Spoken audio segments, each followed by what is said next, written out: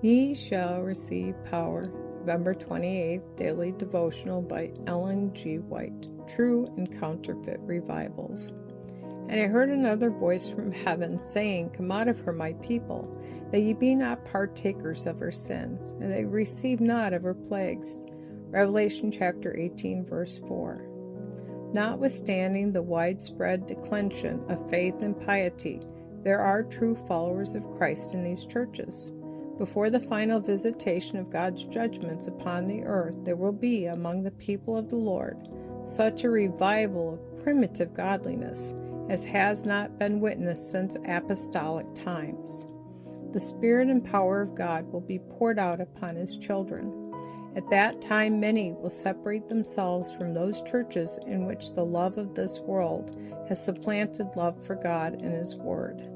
Many, both of ministers and people, will gladly accept those great truths which God has caused to be proclaimed at this time to prepare a people for the Lord's second coming.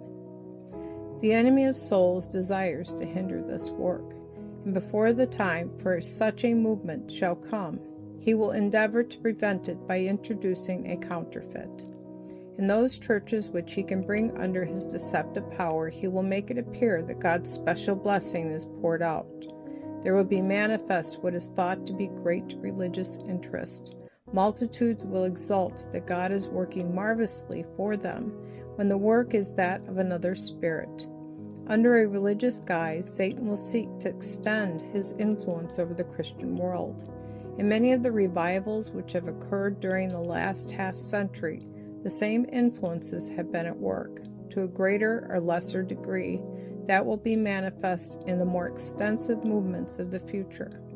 There is an emotional excitement, a mingling of the true with the false, that is well adapted to mislead, yet none need be deceived. In the light of God's Word, it is not difficult to determine the nature of these movements.